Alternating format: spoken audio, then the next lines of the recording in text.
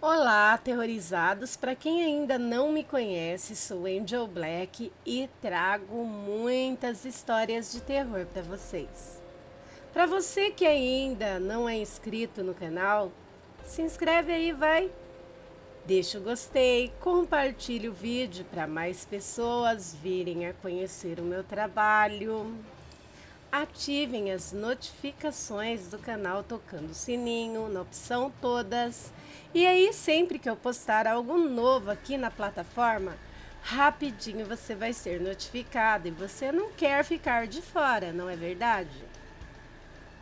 Se você não gostar, compartilhe com os seus inimigos e de quebra, se vingue deles. Recados dados, vamos ao que interessa, que é histórias de terror. E essa é do Recanto das Letras, de Sérgio Cans, intitulado História de Pescador. Tradição de família. Pescar sempre esteve no sangue, nos rios, nos lagos, no mar, sozinho ou com familiares e amigos. Era o hobby que, orgulhosamente, dizia jamais abrir mão. Bento sempre dizia que na vida tinha duas certezas: da morte e de que pescaria enquanto respirasse. Sua casa sempre repleta de fotos das pescarias quais participara, incluindo campeonatos e até prêmios recebidos. Dentre tantas modalidades existentes, acabou adquirindo preferência pela pesca noturna. Tornou-se hábito visitar a represa do município nos finais de semana, geralmente pernoitando de sábado para domingo ali. Havia um pier que costumava dar mais conforto à empreitada. Se havia alguém disposto a acompanhá-lo, ótimo! Não sendo possível, a solidão não se tornava menos prazeroso. Pescar à noite requeria cuidados maiores, além da necessidade de equipamentos específicos. Também era preciso pensar nos riscos, mas a localidade sempre fora ordeira e a criminalidade era algo que não conheciam. Logo, assaltos e coisas do tipo não o preocupavam. Havia uma história, no entanto, naquela região que brincava com a imaginação do povo: a sereia da represa. Não se sabia quem tinha começado com tal história e inventara o termo de mau gosto. O fato é que o caos se espalhou e muitas pessoas ignorantes e supersticiosas evitavam o lugar, assim como pedreiras abandonadas e velhas encruzilhadas. Uma represa também era um terreno fértil para os contos de horror. Falavam sobre uma figura feminina de grande e inimaginável beleza. Ela o seduziria e depois o arrastaria para o fundo das águas escuras. Havia quem jurasse tê-la visto, mas não se tratava de gente muito digna de crédito. Bento tinha o hábito de pescar à noite. Havia já 2 anos e, é claro, não acreditava nesse tipo de lenda. E em todo aquele tempo ali pernoitando, uma vez por semana, já deveria ter visto alguma coisa, não é mesmo? Era algo perto da meia-noite, fazia frio. Estava sozinho, como quase sempre, no pier. A barraca devidamente montada e todo o aparato necessário para se ter alguma segurança e conforto. incluindo o básico repelente de insetos que, com a baixa temperatura, não deveriam dar as caras. Admirava em absoluto silêncio o belo retrato que a lua cheia caprichosamente pintava sobre a face gelada da água calma. A ausência de iluminação elétrica do lugar permitia apreciar o céu lindamente estrelado, constelações que um dia na escola apenas ouvira falar, agora se mostravam sem nenhuma cerimônia ou timidez. A linha de pesca mantinha-se parcialmente imóvel. O único e sutil movimento perceptível era a boia da linha que dançava lenta e discretamente, conforme também o fazia a superfície da água. Um prazer imensurável e indescritível de se estar sozinho naquele lugar. Mesmo que nada pescasse, isso era, naquele momento, irrelevante. Um som se fez ouvir. Para quem é do ramo, é um som característico de peixes que saltam para fora da água, pensou. Imediatamente a superfície gélida se torna menos calma e a boia da linha sobe e desce com as suaves ondas. Imaginou que algum peixe grande estaria na caça a presas. Continuou sentado, imóvel à espera. Paciência é sempre um pré-requisito para se ser um bom pescador. Novamente, ouve algo e a boia agita-se cada vez mais. A grande lua desenhada na superfície da água adquire movimento, se retorce, se contorce poética e dolorosamente. Logo Bento descobre a razão da agitação do belo retrato que admirava.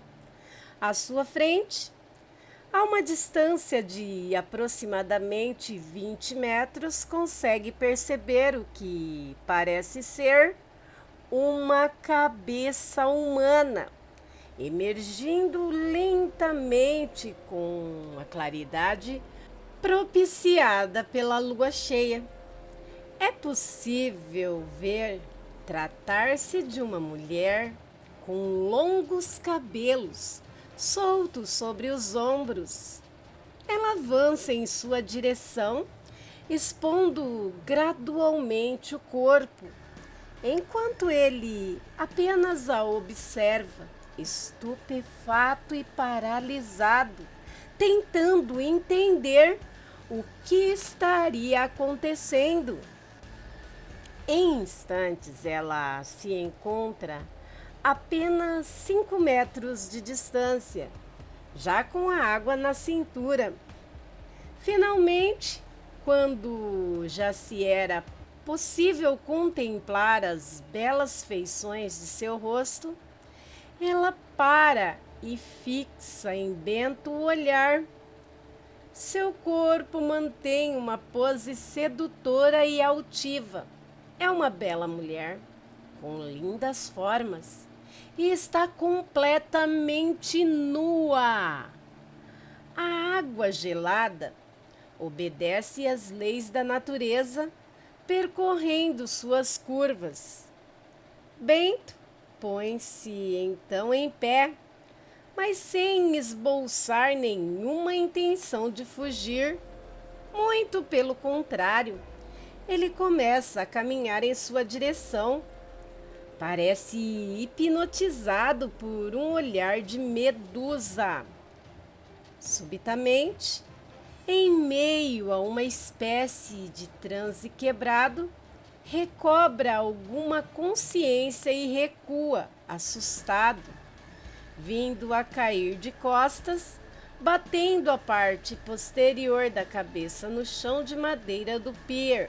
Momentaneamente atordoado, sente-se agarrado pelo tornozelo da perna direita e é brutalmente, e como se pouco pesasse, puxado para a água, debatendo-se dentro do escuro e gélido lago. Pouca coisa ou nada é possível de se ver. Sente que ainda é fortemente segurado pela perna e não tem forças para lutar. Apesar de ser um ótimo nadador, engole bastante água devido ao desespero da situação e percebe estar sendo arrastado para o fundo. Os pulmões queimam num improvável golpe de sorte. Consegue com o pé esquerdo chutar algo e sente-se então solto, recobrando alguma força. Finalmente consegue nadar até chegar à margem. Rolando sobre a lama gélida ainda, tentando entender o que estava acontecendo, lança um olhar para trás e consegue ver novamente o ser que o teria tentado levar para o fundo daquelas águas. Aterradora imagem que em nada lembrava a sereia da famosa lenda local.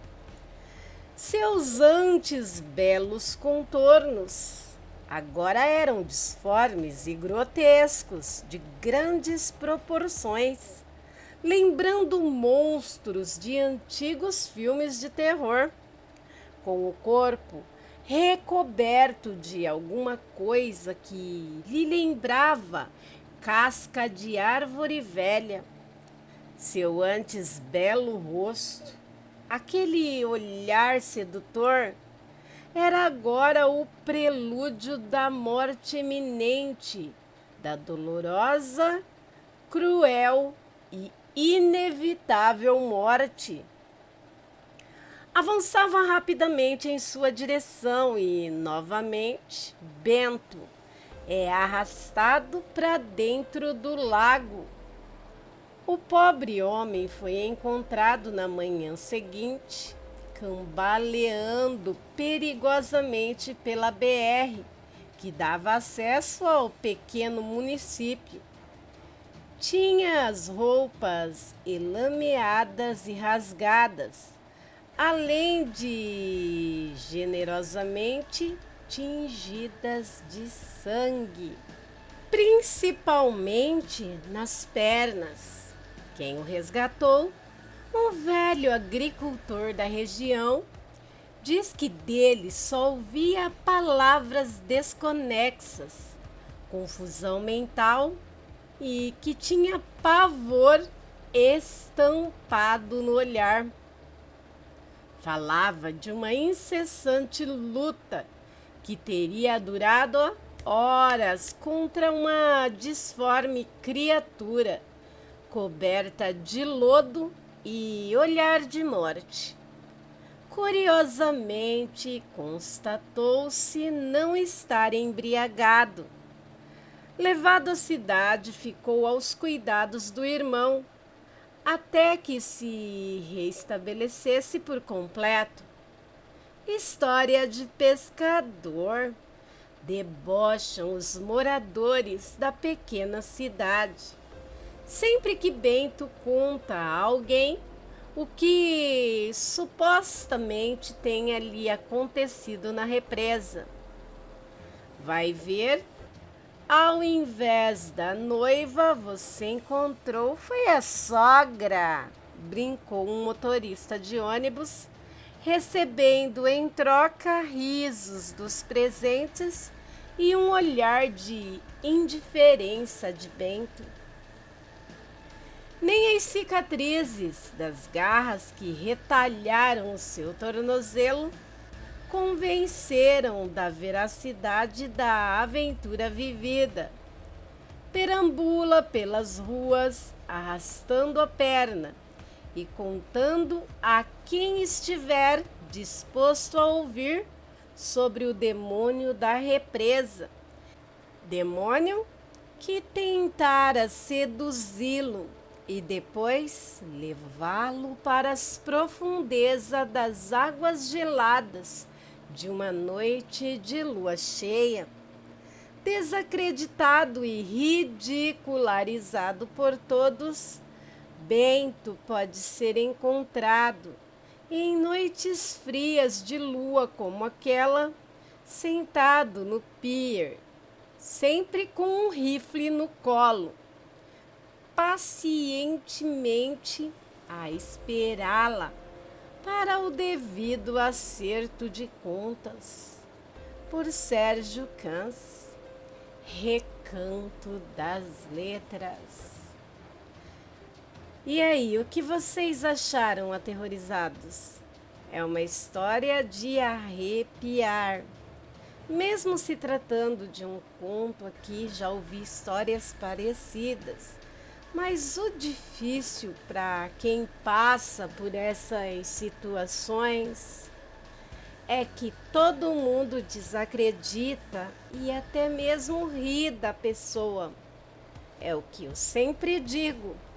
Só quem vive o sobrenatural pode falar o que realmente aconteceu. E comentem, aterrorizados. Deixem seus comentários aí. E agora vamos para mais uma história. E essa história também é de Sérgio Cans e Recanto das Letras, intitulado O Contrato. A cláusula era bem clara. Deveria terminar o conto até o final do mês. Escritor experiente e renomado, apesar de ainda muito jovem, tentou argumentar junto à editora de que as coisas não eram bem assim. Escrever é uma arte, é inspiração. Isso vai totalmente na contramão de um prazo a cumprir. Como contra-argumento, ouviu que, mesmo renomado e disputado pelas editoras, haviam outros tantos com os mesmos predicados. Era pegar ou largar. O projeto em si seria uma compilação de histórias com os melhores autores de contos de horror da atualidade. A chamada Nova Safra. Cada autor teria direito a um conto na publicação. E, é claro, os royalties, que seriam consequência óbvia. Além do nome a zelar, que obrigaria a escrever um bom conto. Ainda havia toda a vaidade, todo o ego, o de ser melhor, entre outros nomes emergentes no cenário literário. Pensou, daria conta do recado e aceitou. Um mês o separava de uma obra-prima, como já acontecera em outros momentos, ou de um fracasso, caso fosse o menos expressivo entre os contos da edição. Vivia disso. E um texto medíocre, numa obra de tão renomada editora, poderia significar uma vertiginosa queda no ranking dos escritores em ascensão. Os primeiros 10 dias foram de extremo estresse. Em seu pequeno escritório, seu quarto, na verdade, massacrava o teclado com ideias ruins. Tentando fugir de clichês, deletou dezenas, talvez uma centena de introduções pobres, ideias medíocres. O público precisava de algo novo, original. Mas como criar uma história de horror original? Casas mal-assombradas, vampiros, lobisomens? Haveria algo que pudesse, nos dias de hoje, surpreender aos leitores? Tudo já havia sido tentado, tudo já havia sido feito. Com uma ampulheta na mente, o desenho começava a tomar conta. Ele não queria apenas cumprir o contrato e escrever um bom conto de horror. Precisava e era vital escrever o melhor. Passando um terço do prazo e com tantas ideias ruins descartadas, começou a viver uma neurose. Culpava os latidos de seus fiéis amigos caninos, assim como as brincadeiras da irmãzinha pela falta de inspiração. Se sua mãe batia à porta, gentilmente trazendo alguma guloseima, era com ela ríspido e grosseiro. Pedia para não ser importunado. Parou de sair à rua e só deixava o quarto para ir à cozinha quando a fome se fazia insuportável e tomar banho, de preferência de madrugada, quando não mais ninguém encontrava. Silenciou o celular e pediu que, caso viessem procurá-lo, mentisse que ele saíra. O pai falava que era coisa de jovens escritores de sucesso, com o ego inflado, que logo passaria. A mãe mantinha-se preocupada, mas resolveu dar a ele o espaço que ele tanto queria e precisava para criar. Escreve sobre mim, Alexandre, dizia a sussurrante voz. Levantou-se num sobressalto, voltando-se para a direção de onde viera a voz. Como sempre, a única luz que havia no quarto era do monitor e da luminária, que mostravam as teclas no caminho. A voz vinha de uma das extremidades do quarto, num dos cantos próximos ao armário. Fale sobre mim, Alexandre. Mas que diabos pensou? Com a respiração ainda ofegante pelo susto. Quem teria entrado em seu quarto? E aquela hora da madrugada. Pensou-se por quanto tempo estaria ali, na penumbra, observando seu martírio com as palavras e falta de ideias. Eu não entrei aqui. Eu sempre estive, mesmo antes da casa existir. A voz era suave, tenra e transmitia algo de bom, de agradável. Mas tentou responder com a voz embargada pelo medo. Quem é você? Minha imaginação? Você leu a minha mente? Não, sou muito real. E sei o quanto está atormentado. Pensei em não interferir, mas você não vai de outra maneira conseguir escrever nada que seja, no mínimo, interessante. Ele sentiu as pernas fraquejarem. Continuava a fitar o canto escuro. de onde a estranha voz vinha. Então, apagou a luz da luminária após alguns instantes. Quando os seus olhos se acostumaram com a penumbra, ele conseguiu finalmente visualizar uma silhueta de pé ao lado do seu velho violão, ao canto do cômodo. Parecia alguém de pequena estatura. Quem é você? Como entrou aqui? Insistiu, mantendo uma posição defensiva. Eu já disse que não entrei. Eu sempre estive.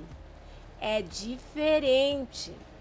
E meu nome pouco importa, mesmo porque nem eu mesmo o sei mais. O vulto parecia cada vez mais próximo. Deslocava-se suavemente em sua direção. Alexandre já admitia naquele momento não estar lidando com algo racional e lógico. Poderia ser fruto de sua imaginação, conforme já questionara, ou até mesmo um fenômeno paranormal. Vivia a vida escrevendo sobre fantasmas, embora se mantivesse cético a tais coisas. Mas começava a mudar de ideia naquele momento. Finalmente, menos de 2 metros os separavam. Ele pôde vislumbrar, com a claridade do monitor, a forma de uma garota bastante jovem, de baixa estatura e magra, com cabelos ruivos e longos, soltos sobre os ombros. O vestido lhe soou de péssimo gosto, como se fosse do século passado.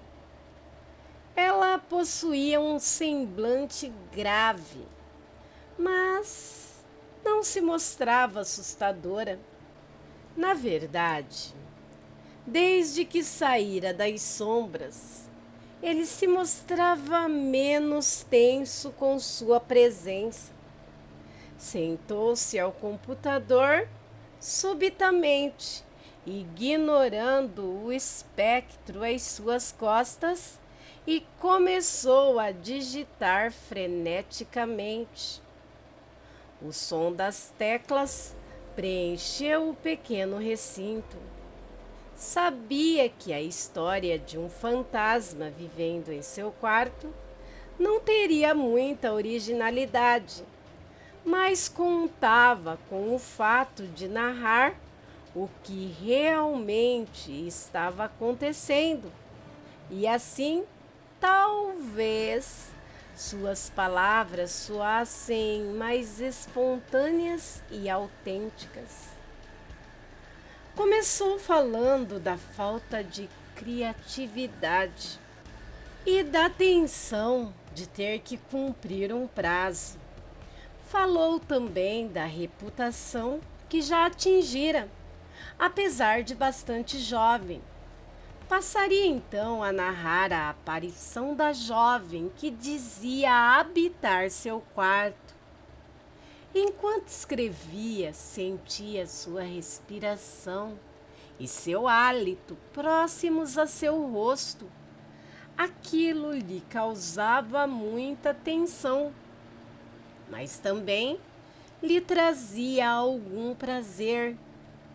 Ainda não tinha noção exata sobre o que acontecia e provavelmente nunca teria. Descreveu sua aparência, suas roupas e o breve diálogo que tiveram. Subitamente, sentiu-se só e, olhando para trás, não mais a viu. Estava sozinho novamente. permaneceu sentado durante algum tempo, tendo somente a luz do monitor, e com isso, os primeiros raios de sol invadiram o quarto através das persianas semiabertas. Naquele dia, não mais saiu do quarto, mas isso já não causava nenhum espanto a ninguém.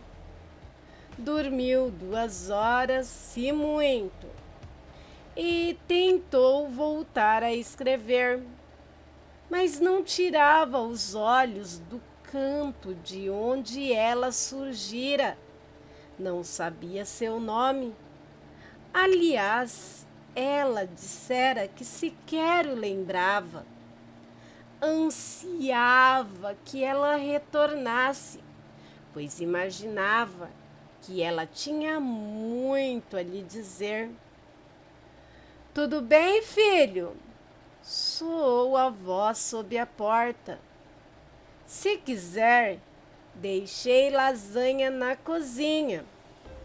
É só colocar no micro-ondas. Ah, mãe querida, se você soubesse, naquele momento não ser a pessoa mais importante na vida daquele jovem escritor. Tudo o que ele queria era ver a estranha jovem novamente e ouvir o que ela tinha a lhe dizer. Cerrou definitivamente as persianas e esperou. Tentou simular o momento em que a teria encontrado pela primeira vez.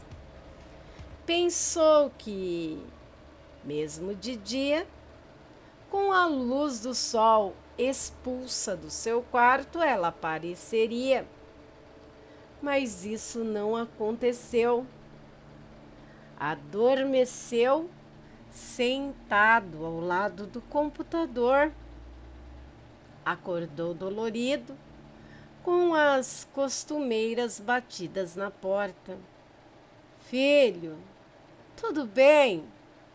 Quando quiser comer, já deixei um prato pronto. É só colocar no micro-ondas. Obrigado, mãe. Depois eu vou lá. Eram 21 horas. Dormira tanto assim? Imóvel, olhava fixamente para o canto no qual ela surgira pela primeira vez. Deixou somente a luz do monitor a iluminar parcialmente o aposento, como tinha sido em seu primeiro encontro. Aguardou, perdendo a noção do tempo. Sentiu braços e pernas dormentes e sentiu fraqueza. Não se alimentara o dia todo. Devia ser por isso. Aliás, nem lembrava de quanto teria dado da sua última refeição decente. Por fim, desabou ao lado da cama, sobre o macio carpete. Despertou, ou pensou que o fizera, tendo seu rosto gentilmente afagado. Ainda estava no chão, e logo à sua frente, o rosto daquela que sequer o nome sabia. Levante, você tem que escrever. Pôs-se de pé, ou pelo menos tenta, pois cai sentado para trás, batendo fortemente a cabeça na estante do computador. Recompondo-se, confirmou estar sozinho. Devo ter sonhado, pensou. Conferiu as horas, 3 horas da manhã. Não entendia como teria dormido tanto assim. Deixou o quarto e seguiu em direção à cozinha. Lasanha, prato feito, macarronada. Já não estava certo de qual teria sido a última frase materna a ter ouvido. Tateou o escuro e encontrou o interruptor. Percebeu que as coisas estavam diferentes e lembrou que a mãe dissera que trocaria alguns móveis. Teria estado tão imerso em seu projeto que perdera o contato com a própria família. Não os viu trocando a mesa. E por que a geladeira era outra? Se aquela que tinham era praticamente nova, percebeu ter perdido a fome e então, num impulso, tomou a porta da rua que não via há tanto tempo. Quem sabe uma caminhada, madrugada fora, lhe fizesse bem. As luzes dos postes lhe pareciam tão mais intensas. Os insetos que as procuravam pareciam tão mais próximos. O laudo atestava que Alexandre encontrava-se morto naquele quarto havia 3 dias, no mínimo. Sua mãe contestara tal informação, pois jurava que ainda na véspera de encontrarem seu corpo, e também antes disso, várias vezes batera à porta e falara da lasanha, da macarronada e do picadinho que deixaria na cozinha. Ouviu todas aquelas vezes responder que mais tarde faria a refeição e tinha certeza de tê-lo visto indo à cozinha naquelas madrugadas em que, de acordo com o legista, já estaria morto. Mas o laudo insistia na data da morte e também atestava a causa: concussão cerebral causado pelo impacto contra a parede e posterior óbito, visto que Alexandre já se encontrava em condições físicas frágeis, por não se alimentar adequadamente há vários dias. Na tela do computador, o conto finalizado, intitulado Minha Linda Amiga, uma história na qual ele falava sobre o fantasma que habitava seu quarto. Um fantasma sem nome, mas de extrema beleza e hálito agradável, e cabelos cor de fogo. Uma companhia que lhe causava medo, mas também prazer. O conto foi lido pelo editor do projeto, porém considerado medíocre, cheios de clichês e sem originalidade, tanto que foi posteriormente descartado da antologia. Um dos mais promissores escritores da nova geração havia finalmente criado um texto ruim. A família mudou depois de algum tempo, colocando a casa para locação. E hoje é raro quem consiga por mais de um mês morar lá, pois sempre durante as madrugadas Alexandre é visto perambulando pela cozinha em busca da refeição preparada e reservada carinhosamente pela mãe. Nossa, que texto, hein? Ele estava já sem vida há 3 dias e achando que estava vivo. Ou seja, ele não viu quando partiu desse plano.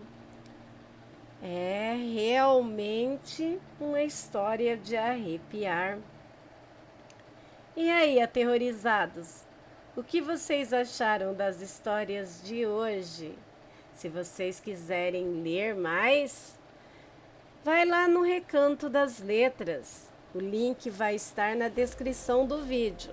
Lembrando que eu vou estar sempre trazendo as histórias aqui do Sérgio Cans também. E é isso. Se você está aqui pela primeira vez no canal, se inscreve aí. Vai ser muito bom ter você aqui com a gente. Peço para todos que não saiam do vídeo sem deixar o like, sem compartilhar esse vídeo. Isso ajuda muito o canal. Deixa um comentário aí como forma de incentivo ao meu trabalho, dizendo o que você acha dos relatos, para me ter uma bússola para saber o que vocês querem ver aqui no canal. Também não deixem de ativar as notificações.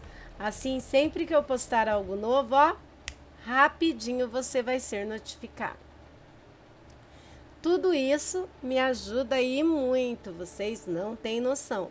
Mas se por um acaso alguém aí puder e quiser dar um up pro canal, pode se utilizar do Superchat, dos Super Stickers, do Valeu e também via Pix. A chave do mesmo vai estar na descrição do vídeo e também no primeiro comentário. Lembrando que toda ajuda é muito bem-vinda.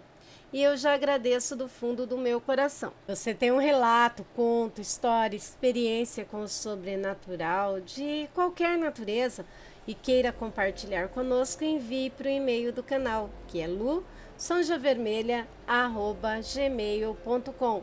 Tudo em letrinhas minúsculas e vai estar anexado na descrição do vídeo e também no primeiro comentário do mesmo.